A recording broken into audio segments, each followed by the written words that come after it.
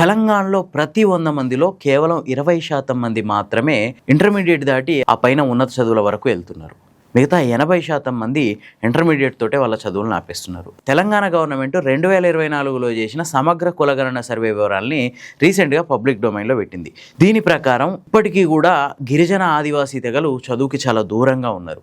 అంతేకాదు ఉన్నత చదువులకి అంటే డిగ్రీ ఆ పైన చదువులకు వెళ్ళే వాళ్ళలో అత్యధికంగా సోకాల్డ్ అగ్రవర్ణాలుగా చెప్పుకునే వెలమ, వైశ్య, రెడ్డి, రాజు, కమ్మ, కాపు వీళ్ళే ఉన్నారు. మళ్ళీ అగ్రకులాల్లో కూడా వైశ్య, వెలమ, బ్రాహ్మణులు వీళ్ళు కూడా పెద్దగా ఏం లేదు. వీళ్ళు కూడా కేవలం 40% మంది మాత్రమే ఉన్నత చదువులకు వెళ్తున్నారు, అంటే ఇంటర్మీడియట్ దాటుతున్నారు. మిగతా 60% మంది ఇంకా ఇంటర్మీడియట్ కూడా చదవని వాళ్ళే ఉన్నారు. ఆ తర్వాత రెడ్డి, కమ్మ, రాజు, కాపు వీళ్ళలో కూడా కేవలం 35% మంది మాత్రమే గ్రాడ్యుయేషన్ ఆ పైన చదువులకు వెళ్తున్నారు.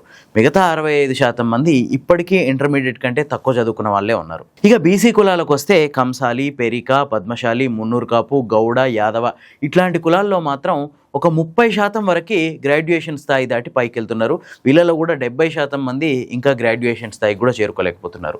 ఇక దారుణమైన విషయం ఏంటంటే ఈ అగ్రకులాలతో పోలిస్తే బాగా వెనుకబడిన ప్రాంతాలు, అంటే ఇప్పటికీ గ్రాడ్యుయేషన్ స్థాయికి కూడా చేరుకోలేని పరిస్థితులు ఎక్కడ అధికంగా ఉన్నాయంటే ఏజెన్సీ ఏరియాల్లో, గిరిజన ప్రాంతాల్లో, ప్రధానంగా కోయ, గోండు, బేడ ఇట్లాంటి కులాల్లో ఇంటర్మీడియట్ దాటుతున్న వాళ్ళు చాలా తక్కువ.